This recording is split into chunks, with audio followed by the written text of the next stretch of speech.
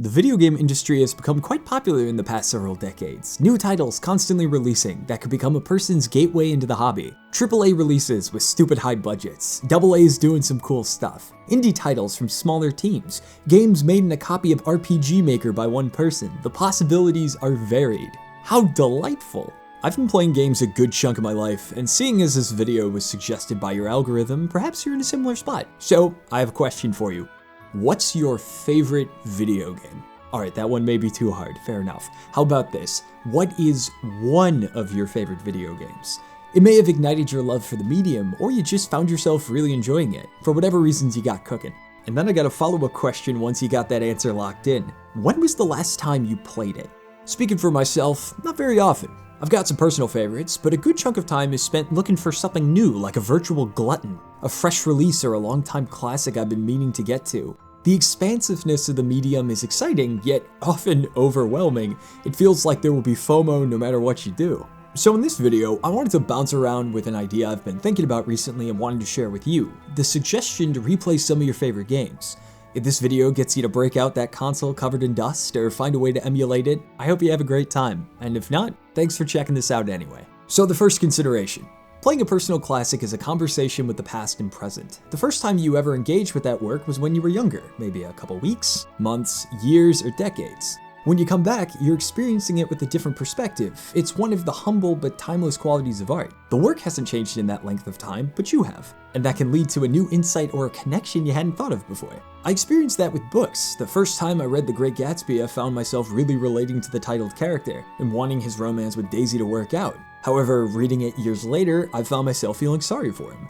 Years spent trying to obsessively reclaim something that wasn't actually there, putting on a show of growth and substance, but it's much like the books in his library, unopened, an appearance of grandeur with no real engagement. With games, it can be the same. Maybe the main character was someone you looked up to, but then replaying, you found yourself relating more to a supporting one or antagonist, or find yourself appreciating them with renewed interest. It's like that saying, you can't step in the same river twice because you're a different person from that first dip. Or you notice something in gameplay you never saw before, a small visual detail that adds to the atmosphere, even recognizing its limitations. These may contrast with your previous experiences, but it also shows how far you've come as a person. Or, point 2, it reminds you why you loved something in the first place. I find with myself there's a slight unease when looking back because maybe that thing I loved wasn't as good as I thought it was. Would that ruin the initial memory? The answer I've come to is, of course it doesn't. You enjoyed it that way for however long. Even if that perspective changes, that doesn't invalidate the time spent. Sure, a good part of that could be nostalgia or the time period you engaged with it. The past is unchanging, but that doesn't mean it wasn't true. That experience was a part of your life and it shaped you into you right now.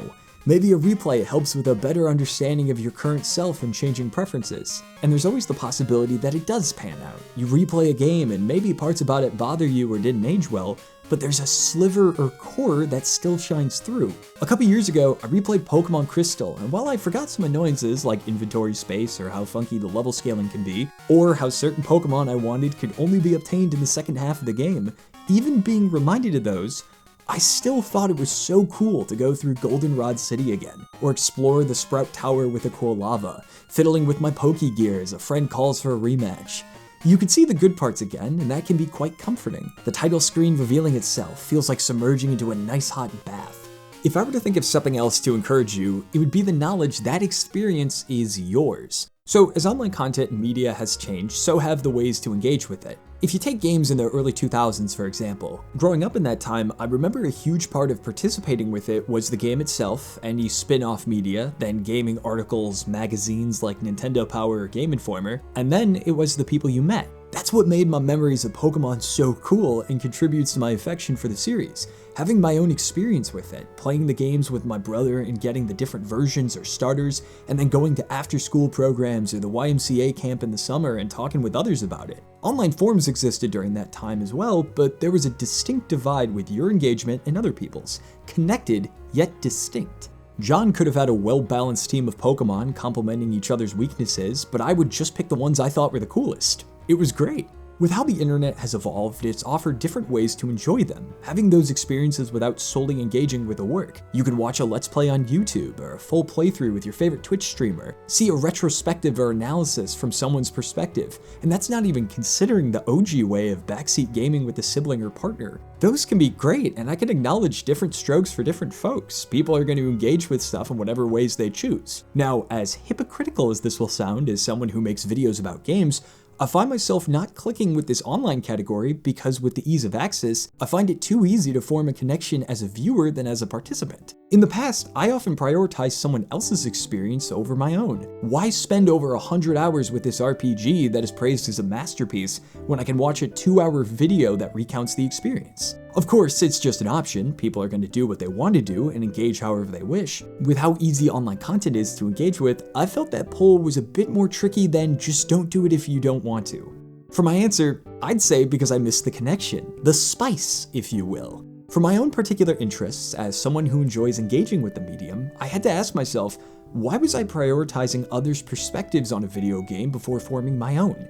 Why didn't I just engage with that stuff after I came to my own conclusions? And with that realization, I found myself appreciating games more, keeping titles that sounded cool a mystery I would eventually get around to than knowing everything as a spectator. I can't control how people watch my videos, but I approach them as articulating my own experiences and thoughts, and then having it available for anyone interested, relating to their own experiences, or acting as a showcase for someone who didn't know about it and now is a cool new game to check out. I highlight this because I want to stress that the most important experience in playing video games is your own. Others can be insightful or funny or compelling, but in my experience, oftentimes the best stories are the ones where you were a part of them. With your favorite game, you have a personal connection to it, and engaging with that again for however long, whether a few hours or until you hit credits, it's your adventure. And that is something that will always be yours. And in an age where FOMO is a constant worry for any subject you're into, it's just as good, if not essential, to have experiences that are meant for you and not just as an audience member. Playing your favorite game isn't for anyone else. It's yours. And that's all I got for this topic at the moment. Thank you for watching, and feel free to share your thoughts in the comments below. If this convinces you, have a wonderful time playing your game of choice. More videos to come in the future, so subscribe if you want to see more of my stuff, drink plenty of water, and take care of yourself.